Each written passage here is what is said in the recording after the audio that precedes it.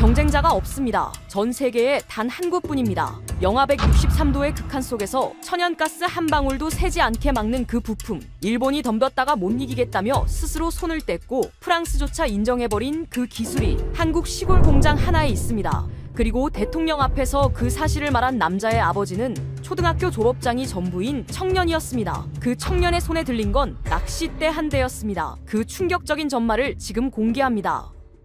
구독과 좋아요를 눌러주시면 한국의 위상이 널리 알려집니다. 한국 화이팅이라고 댓글을 남겨주세요. 안녕하세요. 저는 르노 뒤부아입니다. 프랑스 GTT에서 아시아 총괄 임원으로 20년을 일했습니다. GTT가 어떤 회사인지 모르시는 분들이 많을 겁니다. 그런데 LNG선이라는 단어는 들어보셨을 겁니다. 천연가스를 영하 163도로 얼려 액체로 만든 뒤 배에 실어 나르는 그 거대한 운반선 말입니다. GTT는 바로 그 배의 핵심인 화물창 설계 기술을 손에 쥔 회사였습니다. 전 세계에서 LNG선을 만드는 조선소라면 GTT의 설계도 없이는 화물창을 만들 수 없었습니다. 한국도, 중국도, 일본도 마찬가지였습니다. 그리고 저는 그 구조 안에서 20년을 살았습니다.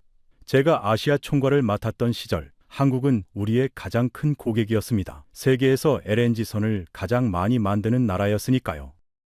제 일을 한마디로 설명하면 이랬습니다. 한국 조선소들이 GTT의 설계를 쓰는 대가로 로열티를 받아내는 일이었습니다. LNG선 한 척을 만들 때마다 선박 가격의 약 5%가 우리 회사로 들어왔습니다. 금액으로 따지면 한 척당 평균 130억 원이었습니다.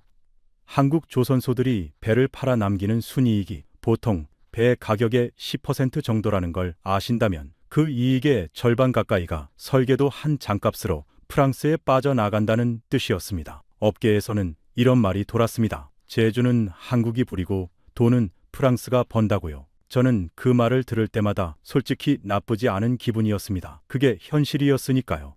기술이 없으면 대가를 치러야 하는 것이 세상의 이치였고 우리는 그 이치의 수혜자였습니다. 저는 그 숫자를 처음 계산했던 날을 기억합니다.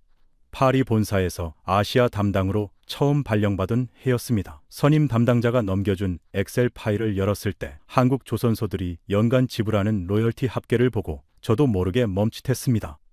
이 정도면 한국 입장에서 굉장히 뼈아픈 구조겠구나 싶었습니다. 그런데 동시에 이런 생각도 들었습니다.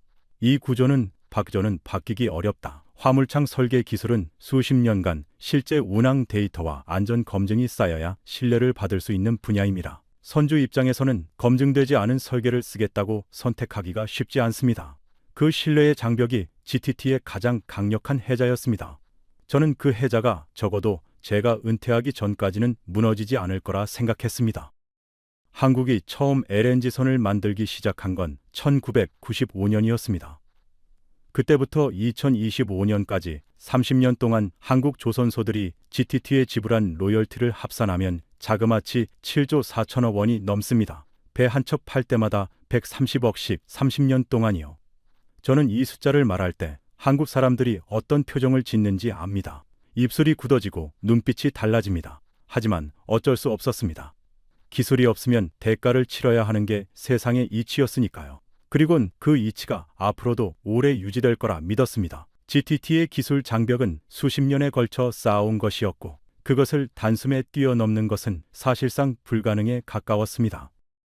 그런데 2015년 무렵부터 이상한 소식이 들려오기 시작했습니다. 경남 밀양의 한 중소기업이 LNG선의 핵심 부품인 2차 방벽을 자체 기술로 만들어냈다는 거였습니다. 처음 그 소식을 들었을 때 저는 크게 신경 쓰지 않았습니다. 2차 방벽은 화물창 설계와는 별개의 부품이고 만든다고 해서 곧바로 시장을 뒤흔들 수 있는 게 아니었으니까요. 무엇보다 그 회사의 이름이 너무 낯설었습니다. 한국카본, 제 데이터베이스의 엄이름이었습니다. 파리 본사에서도 서울 사무소에서도 아무도 그 회사를 주목하지 않았습니다. 그래서 저는 그냥 넘겼습니다. 그런데 그 결정이 제 인생에서 가장 큰 실수 중 하나였다는 걸 조금 뒤에 알게 됩니다. GTT의 입장에서 2차 방벽이라는 부품은 우리 영역이 아니었습니다. 우리는 화물창의 설계 구조를 독점하고 있었고 2차 방벽은 그 안에 들어가는 하위 부품이었습니다. 문제는 이 부품 역시 오랫동안 해외 수입에 의존해왔다는 것이었습니다. 영하 163도의 극한 조건에서 알루미늄 박과 유리 섬유 천을 완벽하게 붙들어두는 접착 기술이 핵심이었는데 이 기술을 가진 회사가 전 세계에 몇 되지 않았습니다. 일본 회사 하나가 이 시장에 있었고 한국 조선소들은 비싼 값을 치르며 그 부품을 사다 썼습니다. 그 구도도 조만간 바뀔 거라고는 아무도 생각하지 않았습니다. 그런데 그 구도가 바뀌었습니다. 그것도 아무도 예상하지 못한 방식으로요. 저는 뒤늦게 한국카본이라는 회사에 대해 조사하기 시작했습니다. 자료를 찾으면 찾을수록 이상한 회사였습니다. 출발점이 낚싯대였습니다. LNG선 부품을 만드는 회사가 낚싯대에서 시작했다고요. 처음엔 잘못 읽은 줄 알았습니다. 그런데 사실이었습니다. 그 회사를 만든 사람은 초등학교 졸업장이 전부인 청년이었고 그 청년이 낚싯대 한 대를 보고 품은 호기심 하나가 결국 전 세계 아무도 만들지 못하는 부품을 만들어냈습니다. 저는 직접 가봐야 한다고 생각했습니다. 밀양으로 향하는 차 안에서 저는 창밖을 바라봤습니다. 서울과는 전혀 다른 풍경이었습니다. 낮고 평평한 건물들, 한적한 도로, 멀리 보이는 산줄기. 이런 곳에서 세계 시장 100%를 장악한 기술이 나왔다는 게 실감이 나지 않았습니다. 공장 정문에 도착했을 때 저는 차에서 내리면서 굴뚝을 올려다봤습니다. 흰 연기가 조용히 피어오르고 있었습니다. 안내를 맡은 기술 이사가 저를 맞으며 말했습니다. 듀부아 씨, 저희 이야기를 제대로 이해하시려면 먼저 낚싯대 이야기를 들으셔야 합니다. 저는 클립보드를 내려놓았습니다. 기술 검토는 나중이었습니다. 그 이야기가 먼저였습니다. 기술 이사가 저를 작은 회의실로 안내했습니다. 테이블 위에 오래된 사진 한 장이 놓여 있었습니다. 흑백 사진이었습니다. 1962년이라고 손으로 적혀 있었습니다. 사진 속에는 젊은 남자 하나가 손에 무언가를 들고 서 있었습니다. 가느다란 막대기였습니다. 기술 이사가 말했습니다. 듀부아 씨, 이게 시작이었습니다. 저는 그 막대기가 낚싯대라는 걸 알아챘습니다. LNG선 부품을 만드는 회사의 이야기가 낚싯대 사진으로 시작된다는 게 여전히 믿기지 않았습니다. 그런데 그가 이야기를 시작하자 저는 점점 말문이 막혀갔습니다. 1962년 부산의 한 병원이었습니다. 병원 조수로 일하던 22살 청년 조용준이 병원장의 손에 들린 낚싯대 하나를 봤습니다. 새까만 막대기였는데 그것을 사기 위해 병원장이 치른 돈이 당시 쌀 한 가마니 값이었습니다.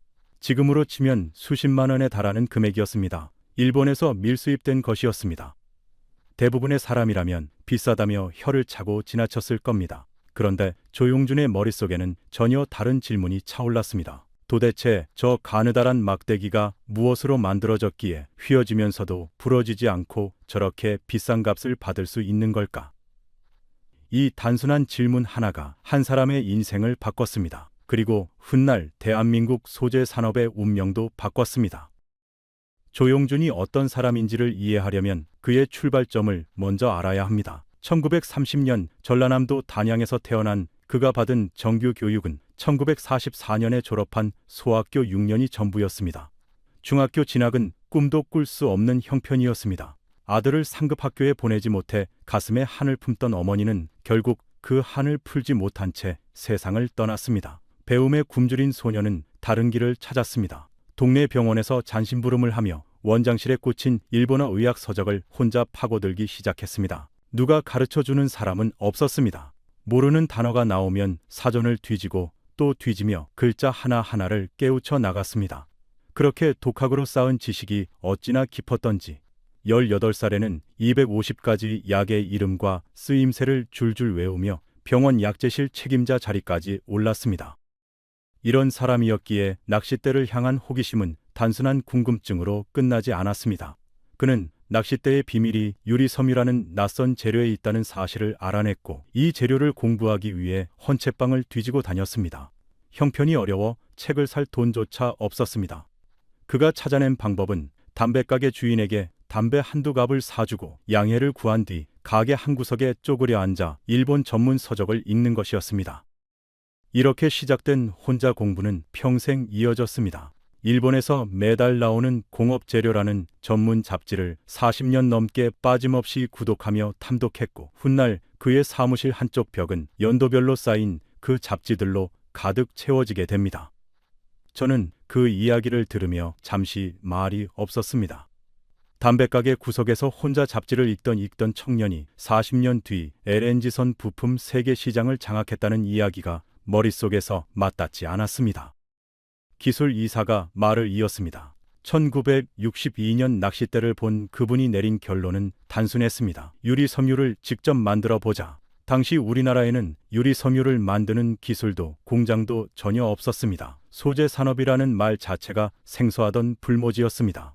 그런데 조용주는 병원 옥상에 작은 작업장을 꾸렸습니다. 일본에서 들여온 유리 섬유 원단을 가져다 수지를 바르고 굽고 다듬기를 수없이 반복한 끝에 우리 손으로 만든 첫 유리섬유 낚싯대가 탄생했습니다. 시행착오를 거듭한 지 1년 만이었습니다. 결과는 폭발적이었습니다. 일본산의 절반도 안 되는 값에 품질은 뒤지지 않는 국산 낚싯대가 나오자 만드는 족족 팔려나갔습니다.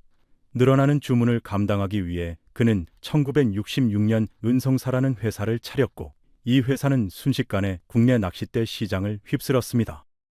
저는 그 대목에서 손을 들었습니다. 낚싯대 시장을 장악했다면 그걸로 충분하지 않냐고요. 그런데 기술 이사가 고개를 저었습니다. 그분은 거기서 멈추지 않았습니다. 오히려 그게 진짜 시작이었습니다. 사업이 커질수록 발목을 잡는 문제가 하나 있었다고 했습니다. 낚싯대의 뼈대가 되는 유리섬유 원단을 전부 일본에서 사와야 했다는 점이었습니다. 보통의 사업가라면 일본 회사에 더 잘 보여서 물량을 안정적으로 받아내려 했을 겁니다. 그런데 조용준의 선택은 정반대였습니다. 원단을 직접 만들기로 한 겁니다. 저는 그 결정이 어디서 나왔는지가 궁금했습니다. 기술 이사가 답했습니다. 그분이 늘 하시던 말씀이 있었습니다. 남에게 의존하는 순간 영원히 끌려다닌다고요. 저는 그 말을 들으며 어딘가 서늘한 기분이 들었습니다. 그 말이 훗날 우리 GTT를 향한 것이기도 했으니까요. 1972년 조용준은 한국 화이바 공업사를 세우고 원단 생산에 뛰어들었습니다. 문제는 돈이었습니다. 현대식 방직기를 살 형편이 못됐던 그는 농촌에서 쓰던 낡은 배틀 2대를 사들였습니다. 첨단 소재를 만들겠다면서 시골 배틀로 시작한다는 것이 누가 봐도 무모해 보였습니다. 그런데 그렇게 짜낸 천이 국내 최초의 유리섬유 원단이었습니다. 품질은 일본 제품에 못 미쳤습니다. 하지만 원단을 짜는데 성공하자 그의 시선은 더 깊은 곳으로 향했습니다. 원단의 재료인 유리섬유 실 그 자체였습니다. 실을 만들려면 모래 같은 원료를 1000도가 넘는 열로 녹인 뒤 백금으로 만든 미세한 구멍을 통해 가느다랗게 뽑아내는 용융로라는 거대한 설비가 반드시 있어야 했습니다. 이 장치야말로 유리섬유 산업의 심장이자 일본이 결코 내주지 않으려던 핵심이었습니다. 기술 이사가 잠시 말을 멈추더니 저를 바라봤습니다. 뒤부아 씨, 여기서부터가 진짜 이야기입니다. 저는 등받이에서 몸을 앞으로 기울였습니다. 1977년 조용준이 용융로를 직접 만들겠다고 선언하자 회사 간부들조차 등을 돌렸다고 했습니다. 그냥 일본에서 설비를 사오자는 의견이 빗발쳤습니다. 하지만 그는 반대했습니다. 일본에서 시설과 기술을 들여오는 순간 영원히 그들에게 끌려다닐 수밖에 없다는 것이었습니다. 그는 일본 공장을 몇 차례 견학했지만 그들은 겉모습만 보여줄 뿐 메모조차 허락하지 않았습니다. 그는 본 것을 머릿속에 새기고 돌아와 관련 서적을 닥치는 대로 모으며 설계에 매달렸습니다. 저는 그 장면을 상상했습니다. 일본 공장 안에서 손에 아무것도 들지 못한 채 눈으로만 기억하려 했을 그 사람을요. 그 집요함이 어디서 나왔는지 담배가게 구석에서 혼자 책을 읽던 청년의 모습과 겹쳐졌습니다. 기술 이사가 자료를 한 장 더 펼쳤습니다. 1977년이라고 적힌 페이지였습니다. 뒤부아 씨, 그 해에 우리나라 수출이 처음으로 100억 달러를 돌파했습니다. 아시나요? 저는 고개를 끄덕였습니다. 한국 경제사에서 상징적인 해라는 건 알고 있었습니다. 그가 말을 이었습니다. 그 100억 달러 중에서 낚싯대 한 품목이 4억 달러를 벌어들였습니다. 세계 시장의 70%였습니다. 저는 잠시 멈췄습니다. 낚싯대 하나로 세계 시장 70%라고요. 그 숫자가 어떻게 가능했는지 물었습니다. 기술 이사가 답하기 전에 잠깐 웃었습니다. 그 미소가 어떤 의미인지 저는 이야기를 다 들은 뒤에야 알았습니다. 답은 간단했습니다. 가격이었습니다. 당시 일본산 낚싯대 소재가 한 개에 10,000원을 넘던 시절 한국산은 같은 것을 3,000원에 공급했습니다. 3분의 1 가격이었습니다. 그것도 품질을 희생한 게 아니었습니다. 유리섬유 원단을 직접 만들었기 때문에 가능한 가격이었습니다. 배틀로 짜기 시작해서 생산 공정 전체를 손에 넣어놓은 결과였습니다. 저는 이 대목에서 한 가지를 물었습니다. 맞습니다. 그런데 원단을 직접 만든다고 해서 경쟁자가 따라올 수 없는 건 아니지 않냐고요. 기술 이사가 고개를 끄덕였습니다. 맞습니다. 그래서 그분은 더 깊이 들어갔습니다. 원단의 재료인 실 자체를 만들기로 한 겁니다. 남들이 가장 비싼 부분을 팔고 있는 그 자리에 스스로 뛰어든 겁니다.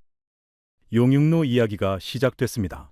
유리섬유실을 만들려면 모래 같은 원료를 1000도가 넘는 열로 녹인 뒤 백금으로 만든 미세한 구멍을 통해 가느다랗게 뽑아내야 합니다.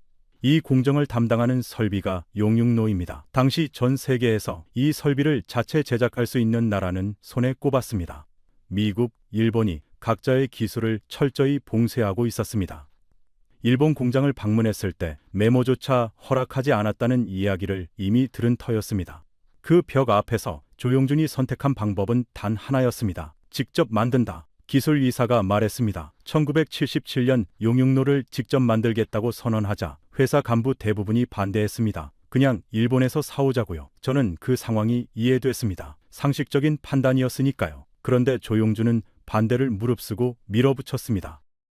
드디어 우리 기술로 만든 첫 용융로에 불을 붙이던 날, 그는 직원들과 부둥켜 안고 감격의 눈물을 흘렸다고 합니다. 그런데 기쁨은 잠깐이었습니다. 가동 한 달도 안 되어 용융로가 그대로 터져버린 겁니다. 뜨겁게 녹은 유리 용액이 쏟아져 공장은 순식간에 아수라장이 됐습니다. 자문을 맡았던 일본인 기술자는 자기 충고를 듣지 않은 탓이라며 대놓고 비아냥거렸고, 반대하던 직원들의 차가운 시선이 사방에서 쏟아졌습니다. 저는 그 장면을 상상하며 생각했습니다. 보통 사람이라면 여기서 포기했을 겁니다. 그런데 그는 직원들 앞에 서서 뜻밖의 말을 꺼냈습니다. 기술 이사가 그 말을 전했습니다. 비록 실패했지만 그만큼의 기술을 얻었습니다. 다시 도전하겠습니다. 저는 그 한마디가 이 회사의 모든 것을 담고 있다는 걸 나중에야 알게 됐습니다. 저는 여기서 잠깐 멈추고 싶었습니다. 용융로가 2번 터졌다는 것이 어떤 의미인지를 실감하고 싶었기 때문입니다. 용융로 안에는 섭씨 1000도가 넘는 유리 용융액이 가득 차 있습니다. 그것이 폭발했다는 건 공장 전체가 그 용융액에 노출된다는 뜻이었습니다. 인명피해가 없었던 것만으로도 다행이었습니다. 그리고 금전적 손실은 당시 회사 규모로는 치명적인 수준이었습니다. 보통의 경영자라면 첫 번째 폭발 뒤에 이미 멈췄을 겁니다. 두 번째 폭발까지 버티는 사람은 거의 없습니다. 그런데 조용준은 세 번째를 시작했습니다. 저는 기술 이사에게 물었습니다. 그때 회사 안에서 어떤 분위기였냐고요. 그가 잠시 생각하다 답했습니다. 대부분의 직원들이 이번엔 진짜 끝이라고 생각했다고 합니다. 그런데 창업주 혼자서 흔들리지 않았습니다. 저는 그 말을 들으며 생각했습니다. 혼자서 흔들리지 않는 것, 그게 얼마나 외로운 일인지를요.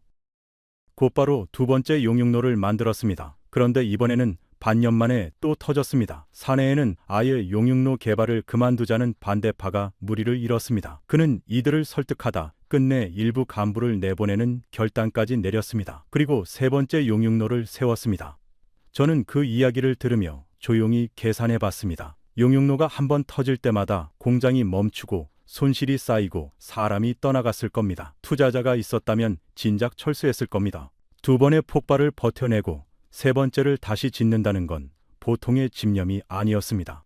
기술 이사가 말했습니다. 3번째 용융로는 석 달이 지나도록 멀쩡히 돌아가며 실을 뽑아냈습니다. 저는 그 말을 듣고 잠시 숨을 고르는 기분이었습니다. 2번의 실패가 아니라 2번의 공부였던 셈이었습니다. 그 방식을 비웃던 일본인 기술자도 직접 공장을 둘러보고는 놀라움을 감추지 못했다고 합니다. 비웃음이 경탄으로 바뀐 겁니다. 결과는 다시 한번 숫자로 증명됐습니다.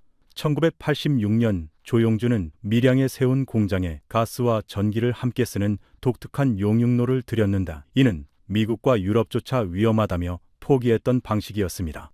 그는 집요한 국산화를 멈추지 않았습니다. 30원을 부르던 코팅 기계를 3억 원에 직접 만들어냈고, 선진국조차 전문 업체에 맡기던 백금 노즐도 직접 깎아냈습니다. 제품도 설비도 모두 자기 손으로 만들어내는 이 길이 그의 방식이었습니다.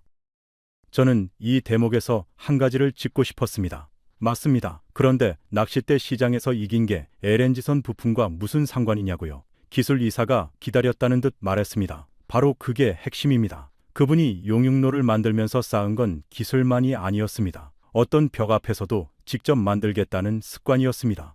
그 습관이 이후 30년을 결정했습니다. 저는 그 말을 받아 적었습니다. 낚싯대와 LNG선 사이의 거리는 수십 년이었지만 그 두 개를 잇는 실은 하나였습니다. 남에게 의존하지 않겠다는 지교함. 그리고 아직 진짜 이야기는 시작도 되지 않았습니다. 1984년 조용주는 한국카본이라는 새 회사를 세웠습니다. 이번에 그가 눈독 들인 것은 유리섬유보다 훨씬 가볍고 강한 꿈의 소재, 탄소섬유였습니다. 한국카본은 이 탄소섬유에 수지를 입힌 프리프레그라는 중간재를 국내 최초로 만들어냈습니다. 처음에는 낚싯대와 골프채 같은 스포츠 용품뿐이었지만 그의 머릿속에는 훨씬 더 큰 그림이 그려지고 있었습니다. 이렇게 가볍고 튼튼한 소재라면 사람을 태우는 거대한 탈 것도 만들 수 있지 않을까. 낚싯대에서 시작된 질문이 이제 열차와 버스로 향하고 있었습니다. 기술 이사가 말했습니다. 그분은 항상 소재의 응용 범위를 먼저 상상하셨습니다. 지금 시장이 없어도 언젠가 필요해질 때 준비된 사람이 되겠다는 거였습니다. 저는 그 말이 이 회사 전체를 관통하는 철학이라는 걸 느꼈습니다. 기술 이사가 잠시 자리를 비웠다 돌아오면서 사진 몇 장을 더 가져왔습니다. 열차 사진이었습니다. 유선형의 날렵한 차체가 인상적이었습니다. 저는 그게 뭔지 물었습니다. 틸팅 열차입니다. 곡선 구간에서 차체를 안쪽으로 기울여 속도를 줄이지 않고 달리는 고속열차예요. 2007년에 시험 운행을 시작했습니다. 저는 그 열차가 LNG선 부품 이야기와 어떻게 연결되는지 아직 감이 잡히지 않았습니다. 기술 이사가 말했습니다. 이 열차 차체를 탄소섬유 복합 소재로 만들었습니다. 그것도 길이 23m짜리 열차 한 칸을 여러 부품을 이어붙이는 방식이 아니라 통째로 단 한 덩어리로 찍어냈습니다. 저는 눈썹이 올라가는 걸 느꼈습니다. 23m를 한 덩어리로요. 그가 설명을 이어갔습니다. 거대한 오븐 같은 성형기 안에 탄소섬유 소재를 넣고 높은 열과 압력을 가해 마치 빵을 굽듯이 열차 한 칸을 한 번에 뽑아냈다고 했습니다. 세계에서 처음 있는 일이었습니다. 차체가 가벼우니 전기를 적게 먹었고 무거운 금속 열차보다 선로를 덜 닳게 했으며 땅이 받는 충격도 줄여줬습니다. 기술적으로는 흠잡을 데가 없었습니다. 전 세계가 이 한국산 열차에 주목했습니다. 저는 그렇다면 대성공이었겠다고 말했습니다.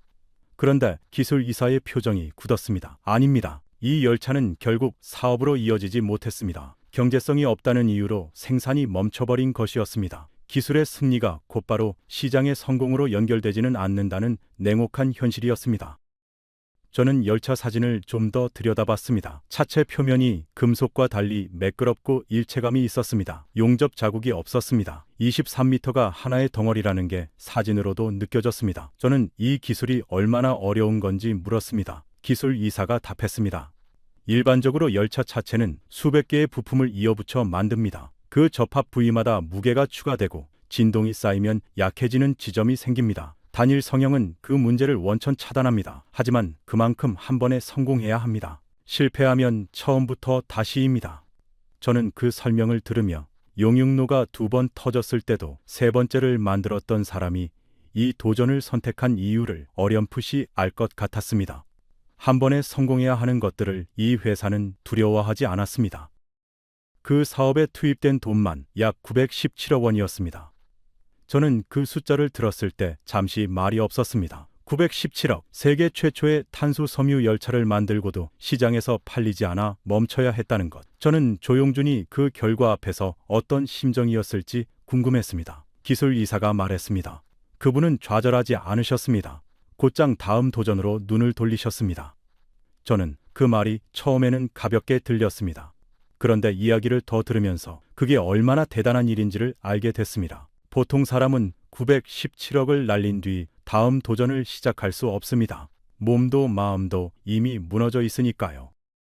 다음 도전은 친환경 버스였습니다. 네덜란드 기업과 손잡고 차체부터 내장재까지 전부 복합 소재로 만든 굴절 버스를 2009년에 선보였습니다. 그리고 가장 널리 알려진 작품이 남산을 오르내리던 전기버스였습니다. 유리섬유 강화 플라스틱으로 차체를 만든 초경량 저상 전기버스였는데 전기버스를 실제 노선에 투입한 세계 최초의 사례였습니다. 2010년 당시 서울시장까지 참석한 가운데 화려한 개통식이 열렸고 귀여운 외형의 이 버스는 큰 화제를 모았습니다. 저는 그 버스 사진을 보며 생각했습니다. 이쯤 되면 성공이 이어졌겠구나. 그런데 기술 이사가 또 고개를 저었습니다. 문제는 이번에도 시장이었습니다. 그런데 저는 여기서 이상한 점을 발견했습니다. 세계 최초의 탄소 섬유 열차, 세계 최초의 전기버스 노선 투입, 이런 성과가 있었다면 당시 언론에서 크게 다뤘을 텐데 저는 이 회사 이름을 한 번도 들어본 적이 없었습니다. 그 이유를 물었습니다. 기술 이사가 잠시 웃었습니다. 이 회사는 홍보를 하지 않습니다. 그분 철학이 그랬습니다. 기술이 증명하면 세상이 알아서 찾아온다고요. 저는 그 말을 듣고 뭔가 맞아떨어지는 느낌을 받았습니다. 담배가게 구석에서 혼자 공부하고 일본 공장에서 메모 없이 눈으로만 기억하고 용융로가 2번 터져도 소리 없이 3번째를 만든 사람. 그 사람이 세운 회사가 홍보 없이 기술로만 싸우는 회사라는 게 너무 자연스러운 귀결이었습니다. 팔리지 않은 버스들이 공장에 쌓여갔고 선투자로 인한 재고 부담은 수년간 회사 경영을 짓눌렀습니다. 조용주는 국내 여러 대기업에 사업을 넘기겠다고 제안했지만 선뜻 나서는 곳이 없었습니다. 결국 2015년 그는 공들여 키운 버스 사업부를 중국의 한 그룹에 252억 원을 받고 넘겨야 했습니다. 세계 최초라는 타이틀을 안고도 시장의 벽 앞에서 물러선 뼈아픈 후퇴였습니다. 열차에 917억, 버스까지 합해 1,600억을 쏟아붓고 사업을 접어야 했습니다. 그 시절 외부에서 이 회사를 바라보는 시선은 차가웠습니다. 세상은 무모한 도전이라 수군거렸습니다. 저는 이 대목에서 솔직히 물었습니다. 그 실패들이 회사에 치명적이지 않았냐고요. 기술 이사가 잠시 생각하더니 답했습니다. 뒤부아 씨, 그 1,600억이 무엇을 남겼는지를 보셔야 합니다. 그가 자료 한 장을 꺼냈습니다. 열차와 버스를 만드는 과정에서 개발된 기술 목록이었습니다. 극한의 온도 변화를 견디는 복합 소재 접착 기술, 대형 구조물을 단일 성형으로 만드는 공정, 경량화와 내구성을 동시에 확보하는 설계 노하우, 이 기술들이 고스란히 다음 싸움으로 이어졌습니다. 영하 163도의 LNG 화물창으로요. 저는 그 말을 들으며 자료를 다시 바라봤습니다. 실패처럼 보였던 1,600억이 사실은 투자였습니다. 다만 그 투자의 열매가 열차와 버스가 아니라 전혀 다른 곳에서 맺혔던 겁니다. 기술 이사가 마지막으로 한마디를 덧붙였습니다. 낚싯대에서 수지를 익혔고 용융로에서 고온을 다루는 법을 배웠고 열차와 버스에서 극한 조건의 접착을 연구했습니다. 어느 하나도 버려진 게 없었습니다. 그 모든 것이 트리플렉스 안에 들어 있습니다. 저는 그 말을 들으며 천천히 고개를 끄덕였습니다. 60년, 낚싯대 한 대에선 시작된 집요함이 60년 동안 쌓여서 하나의 부품으로 결정됐습니다. 그리고 그 부품 앞에서 일본은 손을 뗐고 프랑스는 공식 승인을 내줬습니다. 저는 그제야 이 이야기가 단순한 기업 성공담이 아니라는 걸 알았습니다. 기술 이사가 자료를 잠시 덮었습니다. 그러더니 서랍에서 낡은 사진 한 장을 꺼냈습니다. 흑백 사진이었습니다. 한 여인이 서 있었습니다. 표정이 보이지 않을 만큼 사진이 발에 있었지만 어깨가 굽어 있었습니다. 창업주 어머님 사진입니다.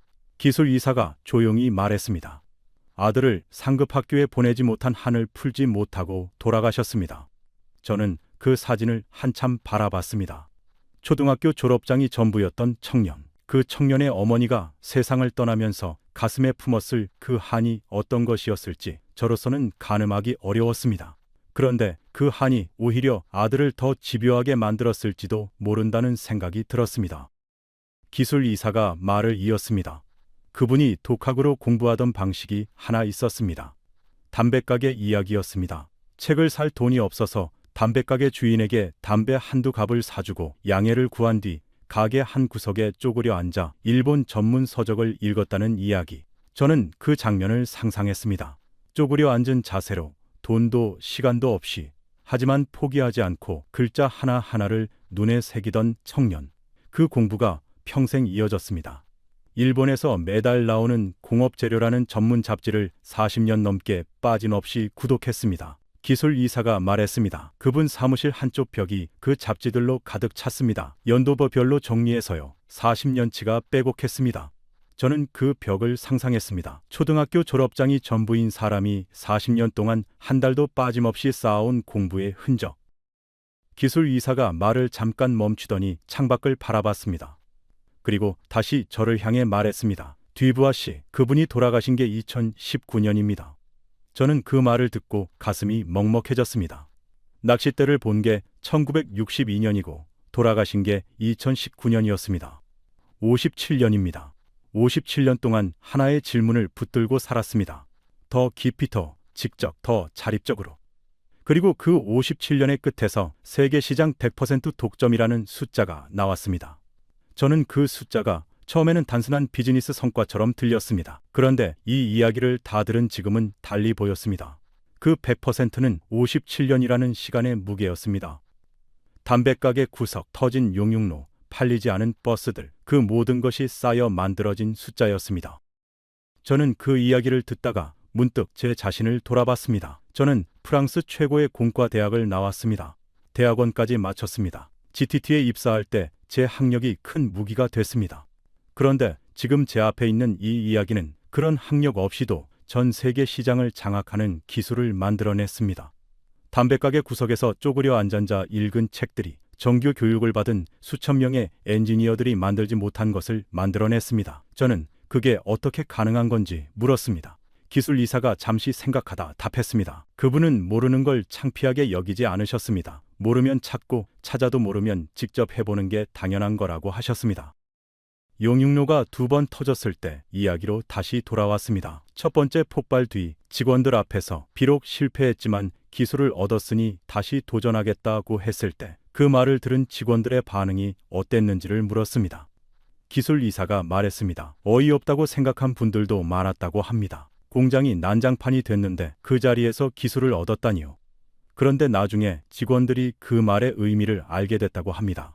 저는 그 의미가 뭔지 물었습니다. 왜 터졌는지를 정확히 알았다는 뜻이었습니다. 처음 터진 이유가 뭔지 모르면 두 번째를 만들어도 또 터집니다. 하지만 이유를 알면 다음엔 다르게 만들 수 있습니다. 그분에게 실패는 정보였습니다.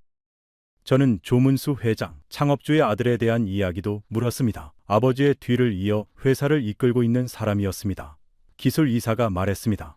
회장님은 아버님 방식 그대로 경영하십니다. 직접 만든다, 의존하지 않는다. 대신 한 가지를 더하십니다. 사람을 지킨다는 거예요. 저는 사람을 지킨다는 말이 무슨 뜻인지 물었습니다. 밀양이라는 이 지방 도시에 남겠다는 겁니다. 회사가 잘 될수록 서울이나 수도권으로 가라는 제안이 많습니다. 더 좋은 인력을 구할 수 있고 물류도 편합니다. 그런데 회장님은 여기를 떠나지 않겠다고 하셨습니다. 이 지역 사람들과 함께 성장하겠다는 아버님의 뜻을 지키겠다는 거였습니다.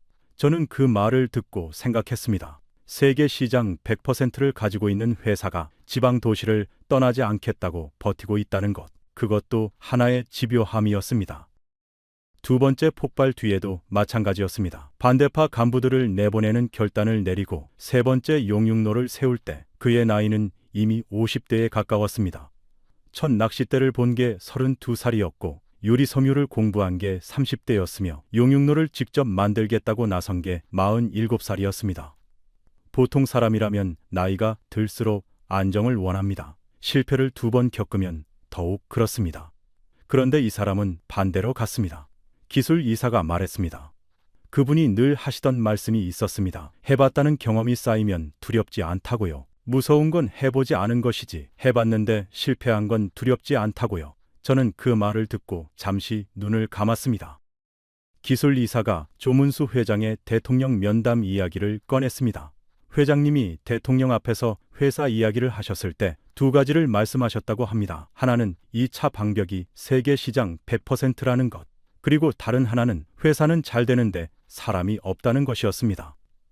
저는 두 번째 말이 더 마음에 걸렸습니다. 세계 시장을 독점하고 있는 회사가 사람이 없다고요. 기술 이사가 설명했습니다. LNG선 수주가 늘어나면서 생산 능력을 키워놨는데 그 정교한 기계를 다룰 기술자가 부족합니다. 젊은 사람들이 이 지역으로 오려 하지 않아요. 산부인과조차 없는 곳에 결혼해서 아이를 낳고 살겠냐는 거죠. 저는 그 말을 듣고 이 회사가 안고 있는 모순을 느꼈습니다. 기술로는 세계를 이겼는데 사람 문제로는 지방 소멸이라는 현실 앞에 속수무책이었습니다. 세계 최강의 기술도 담배가게 독학도 용융로 3번도 이긴 집념이 그 벼 앞에서는 다른 방법을 찾아야 했습니다. 저는 창밖을 바라봤습니다. 밀양의 저녁이 내려앉고 있었습니다. 공장 굴뚝에서 연기가 조용히 피어오르고 있었습니다. 저는 이 공장이 서 있는 이 자리가 한때 아무도 올 생각을 하지 않던 시골 산업단지였다는 걸 떠올렸습니다. GM 군산 공장이 문을 닫을 때처럼 지방 산업이 무너지는 뉴스가 넘치던 시절에도 이 회사는 밀양을 떠나지 않았습니다. 기술 이사가 말했습니다. 창업주가 이곳을 선택하신 이유가 있었습니다. 여기 사람들과 함께 성장하겠다는 뜻이셨습니다. 회사가 잘 되면 지역도 함께 잘 돼야 한다고요. 저는 그 말이 단순한 지역 사랑 이야기가 아니라는 걸 느꼈습니다. 남에게 의존하지 않겠다는 그 철학이 사람에게도 지역에게도 똑같이 적용된 거였습니다. 기술 이사가 마지막으로 한 가지를 꺼냈습니다. 조용준이 직접 적은 메모 한 장이었습니다. 종이가 낡고 색이 발해 있었습니다. 한자와 일본어가 섞인 메모였습니다. 젊은 시절에 쓰신 겁니다. 유리섬유 구조에 대한 계산이 적혀 있습니다. 저는 그 메모를 받아들었습니다. 글씨가 빼곡했습니다. 누가 가르쳐준 것도 아니고 교재도 없이 혼자서 계산하고 검증한 흔적이었습니다. 저는 그 종이를 내려놓으며 생각했습니다. 이것이 세계 시장 100% 독전의 진짜 시작점이었습니다. 낚싯대가 아니라 담배가게 구석이 아니라 바로 이 낡은 메모 한 장에서부터였습니다. 기술 이사가 자리에서 일어나 저를 공장 안쪽으로 안내했습니다. 생산 라인이 보이는 유리 너머에 멈춰 섰습니다. 작업자들이 하얀 소재를 조심스럽게 다루고 있었습니다. 얇은 은빛 막과 유리 섬유 천이 층층이 쌓이는 공정이었습니다. 저게 트리플렉스입니다. 기술 이사가 말했습니다. 트리플렉스, LNG선의 화물창 안에서 가스를 막는 마지막 안전장치, 2차 방벽의 정식 이름이었습니다. 세 겹으로 이루어졌다는 뜻이었습니다. 가스를 막는 얇은 알루미늄 박을 한가운데 두고 그 양옆을 유리 섬유 천으로 감싼 구조였습니다. 말로는 단순해 보였습니다. 그런데 이걸 만드는 게 왜 어려운지는 숫자로 설명하면 바로 알 수 있었습니다. 영하 163도, 이게 핵심이었습니다. LNG는 천연가스를 액체로 만들기 위해 그 온도까지 냉각합니다. 화물창 안에서 트리플렉스는 그 온도에 계속 노출됩니다. 그리고 배가 항구에 들어올 때는 상온으로 올라옵니다. 수백 도씨의 온도 변화가 반복되는 겁니다.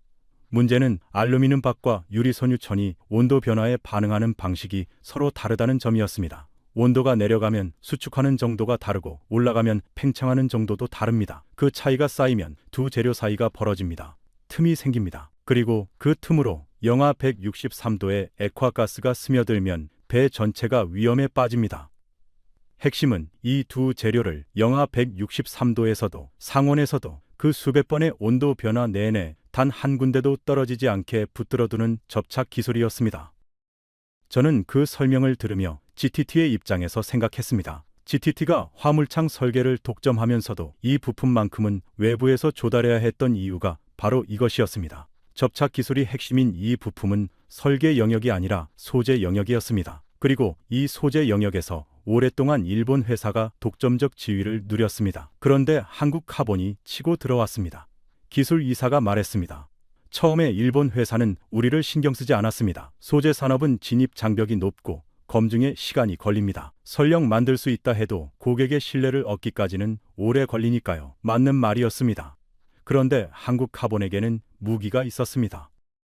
저는 여기서 한 가지를 확인하고 싶었습니다. GTT의 아시아 총괄로 일하던 제가 이 회사의 부품 승인을 직접 담당했다면 그 승인이 얼마나 까다로운 과정이었는지를 저보다 잘 아는 사람은 없었습니다. GTT는 부품 하나를 승인하기 위해 수십 가지 조건을 요구합니다.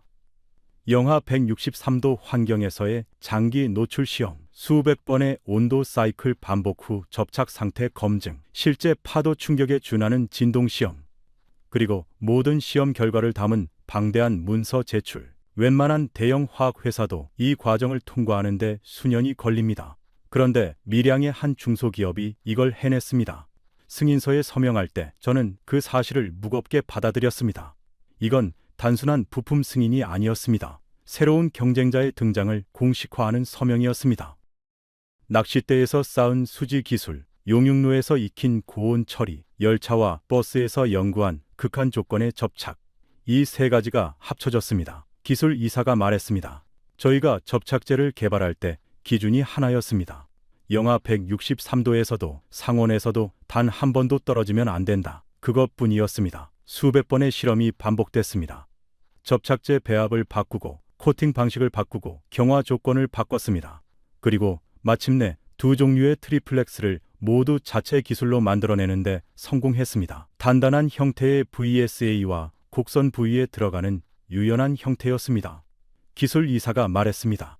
단단한 형태, 즉 VSA를 만들 수 있는 회사는 지금 이 지구상에 우리 한 곳뿐입니다. 저는 그 말을 듣고 잠시 말이 없었습니다. 그 다음은 검증이었습니다. 기술이 있어도 고객의 신뢰를 얻지 못하면 시장에 들어갈 수 없습니다. LNG선 화물창의 설계를 독점하고 있는 GTT의 공식 승인이 필요했습니다. 저는 그 승인 과정을 알고 있었습니다. GTT는 화물창 안에 들어가는 모든 부품에 대해 극도로 엄격한 검증을 요구합니다. 수십 차례의 성능 시험, 장기 내구성 평가, 실제 운항 조건 시뮬레이션. 웬만한 대기업도 통과하기 쉽지 않은 관문이었습니다. 한국화보는 2015년부터 더 강한 신소재를 적용한 새로운 트리플렉스 개발에 착수했고 이듬해 완성했으며 오랜 검증 끝에 GTT의 공식 승인을 받아냈습니다. 저는 그 승인서를 직접 봤습니다. GTT 아시아 총괄이었던 제 서명이 들어간 문서였습니다. 저는 그 순간을 기억했습니다. 솔직히 말하면 승인을 내줄 때 이 회사가 이 시장을 장악하게 될 거라고는 생각하지 못했습니다. LNG 사업 부문의 성과는 숫자로도 증명됐습니다. 회사의 LNG 관련 수주 금액이 2013년에 이미 1조 원을 넘어섰습니다. 그 공로로 조문수 회장은 국가로부터 은탑 산업훈장을 받았습니다. 그리고 고객의 범위도 넓어졌습니다. 한국 조선소만 LNG선을 만드는 게 아니기 때문에 중국 조선소들까지 한국의 이 부품을 찾기 시작했습니다. 선주들이 멤브레인 방식의 화물창을 고집하는 한 그 안에 들어가는 이 차 방벽은 결국 밀양을 거쳐야 했습니다. 저는 이 흐름이 어디까지 갈지를 가늠해 봤습니다. LNG선 수요는 에너지 전환이 이루어지는 한 계속 늘어날 겁니다. 천연가스가 탄소 배출을 줄이는 전환기 에너지로 주목받을수록 LNG를 실어 나르는 배도 늘어나고 그 배 안에 들어가는 부품도 늘어납니다. 그 흐름의 끝에 이 밀양 공장이 있었습니다. 그런데 숫자가 나왔습니다. 신제품은 상온에서 잡아당기는 힘을 견디는 강도가 기존보다 50% 높았습니다. 영하 170도의 혹독한 환경에서도 10% 더 단단했습니다. 그리고 반복되는 충격을 버텨내는 능력은 무려 350% 향상됐습니다. 저는 그 수치들을 보며 생각했습니다. 단순히 만들 줄 아는 수준이 아니었습니다. 세계 최고 수준으로 끌어올린 것이었습니다. 기술 이사가 말했습니다. 그 결과가 나왔을 때 일본 회사가 어떻게 했는지 아십니까? 저는 고개를 저었습니다. 가격 경쟁을 해봤지만 우리를 이길 수 없다며 스스로 이 시장에서 손을 뗐습니다. 저는 그 말이 어떤 의미인지를 천천히 되새겼습니다. 밀려난 게 아니라 자진 철수였습니다. 그게 더 무서운 이야기였습니다. 현재 단단한 형태 VSA는 전 세계에서 이 공장 한 곳만 만들 수 있습니다. 유연한 형태는 전 세계 공급량의 70%가 이 공장에서 나옵니다. 선주들이 가장 선호하는 멤브레인 방식의 화물창에 들어가는 이 차 방벽은 사실상 대부분 이 밀양 공장을 거칩니다. 저는 유리 너머 작업자들을 다시 바라봤습니다. 조용히 묵묵히 하얀 소재를 다루고 있었습니다. 그들이 만지고 있는 그 얇은 청과 은빛 막이 LNG선 안에서 영하 163도를 견디고 있다는 게 믿기지 않았습니다. 기술 이사가 말했습니다. 뒤부아 씨, 이제 이해가 되십니까? 왜 경쟁자가 없는지요? 저는 고개를 끄덕였습니다. 이제는 알았습니다. 경쟁자가 없는 게 아니었습니다. 경쟁자가 따라오지 못하는 것이었습니다. 담배가게 구석부터 시작된 60년의 집착을 따라오려면 지금 당장 시작해도 60년이 걸렸습니다. 기술 이사가 마지막으로 저를 바라보며 말했습니다. 뒤부아 씨, 처음에 저희 회사를 어떻게 생각하셨습니까? 저는 솔직히 답했습니다. 밀양이라는 이름도 몰랐고 한국카본이라는 회사도 몰랐다고요. 그가 고개를 끄덕였습니다. 많은 분들이 그러십니다. 저희는 홍보를 하지 않습니다. 기술로만 말합니다. 저는 그 말을 듣고 낚싯대를 처음 본 1962년부터 지금까지 이 회사가 단 한 번도 자신을 크게 내세운 적이 없었다는 걸 떠올렸습니다. 세계 최초의 탄소 섬유 열차를 만들었을 때도, 세계 최초의 전기버스 노선을 열었을 때도, 그리고 세계 시장 100%를 장악했을 때도요. 그냥 만들고, 그냥 팔고, 그냥 다음을 준비했습니다. 저는 그 방식이 GTT와 정반대라는 걸 알았습니다. GTT는 기술보다 브랜드와 관계로 시장을 지켰습니다. 그런데 한국카본은 기술만으로 시장을 만들었습니다. 그리고 그 기술은 60년의 집요함이 만든 것이라 아무도 쉽게 따라올 수 없었습니다. 공장을 나서면서 저는 잠시 걸음을 멈췄습니다. 밀양의 저녁 하늘이 주황빛으로 물들고 있었습니다. 공장 굴뚝에서 하얀 연기가 조용히 피어오르고 있었습니다. 저는 그 굴뚝을 한동안 바라봤습니다. 오늘 하루 동안 들은 이야기들이 머릿속에서 천천히 정리됐습니다. 1962년 담양의 청년이 낚싯대 하나를 보고 품은 질문, 담배가게 구석에서 쪼그려 읽은 책들, 2번 터진 용융로, 3번째에서 성공, 1600억을 날리고도 멈추지 않은 도전들, 그리고 영하 163도를 버티는 접착의 비밀. 그 모든 것이 이 굴뚝에서 피어오르는 연기 한 줄기로 이어지는 것 같았습니다. 저는 잠시 그 자리에 서서 생각했습니다. 이 공장이 서 있는 이 자리가 60년 전 그 청년이 낚싯대를 봤던 병원 옥상과 얼마나 멀리 떨어진 곳인지를요. 차를 타고 공항으로 향하면서 저는 오늘 방문의 목적을 다시 떠올렸습니다. GTT의 입장에서 이 회사를 어떻게 봐야 하는가? 경쟁자인가? 파트너인가? 그런데 밀양을 나오는 지금 그 질문이 더 이상 의미가 없어졌습니다. 이 회사는 GTT가 어떻게 보든 상관없이 이미 자기 자리를 만들어냈습니다. 우리가 설계를 독점하는 동안 이 회사는 부품을 독점했습니다. 우리가 30년 동안 로열티를 받는 동안 이 회사는 60년 동안 기술을 쌓았습니다. 그리고 지금 세계 시장에서 대체 불가라는 자리는 우리가 아니라 이 밀양 공장에 있었습니다. 저는 운전기사가 라디오를 켜는 것도 몰랐습니다. 머릿속에서 다른 소리들이 더 컸으니까요. 저는 파리 본사에 돌아가서 써야 할 보고서를 머릿속으로 정리했습니다. 뭐라고 써야 할지는 이미 분명했습니다. 한국카본은 GTT의 승인을 받은 공급사를 넘어섰습니다. 이 회사가 없으면 LNG선의 핵심 부품 공급에 문제가 생깁니다. 파트너십을 강화해야 합니다. 그리고 한 줄을 더 써야 한다는 걸 알았습니다. 우리가 30년 동안 한국에서 받아온 7조 4천억 원이라는 숫자를 생각할 때 이제는 반대 방향도 고려해야 한다고요. 기술의 흐름이 바뀌고 있었습니다. 한국은 더 이상 우리 설계를 받아 쓰는 나라만이 아니었습니다. 저는 조용준이라는 이름을 다시 떠올렸습니다. 2019년에 돌아가셨다고 했습니다. 낚싯대를 본 1962년부터 치면 57년이었습니다. 그분은 이 회사가 세계 시장 100%를 장악하는 것을 보셨을까요? 기술 이사에게 물어보지 못한 게 아쉬웠습니다. 어머니가 한을 품고 돌아가셨다는 이야기가 기억에 남았습니다. 아들을 상급 학교에 보내지 못했다는 그 한. 그런데 그 아들은 초등학교 졸업장 하나로 전 세계 누구도 만들지 못하는 것을 만들었습니다. 대통령 앞에 앉은 손자는 전 세계 시장의 100%를 우리가 갖고 있다고 말했습니다. 어머니가 그 말을 들을 수 있었다면 어떤 표정이었을까요? 저는 그 생각이 오래 머릿속에 남았습니다. 비행기가 이륙했습니다. 창밖으로 밀양의 불빛들이 점점 작아졌습니다. 저는 눈을 감았습니다. GTT의 아시아 총괄로 20년을 일하면서 저는 한국을 늘 같은 시각으로 봤습니다. 배를 만드는 나라, 기술은 우리가 주고 돈은 우리가 받는 구조. 그런데 오늘 밀양에서 저는 그 시각이 절반만 맞았다는 걸 알았습니다. 배를 만드는 동안 부품도 만들고 있었습니다. 우리가 설계를 팔고 있는 동안 그들은 소재를 쌓고 있었습니다. 그리고 그 소재가 이제는 세계가 찾아오는 것이 됐습니다. 담배가게 구석에서 혼자 쪼그려 앉아 책을 읽던 청년이 뿌린 씨앗이 60년 뒤 이 굴뚝에서 연기로 피어오르고 있었습니다. 가장 집요한 호기심이 가장 오래 남습니다. 저는 그 문장이 이 이야기의 전부라고 생각했습니다. 낚싯대 하나를 보고 저렇게 비싼 이유가 뭘까라는 질문 하나가 60년을 달려 LNG선의 심장부까지 닿았습니다.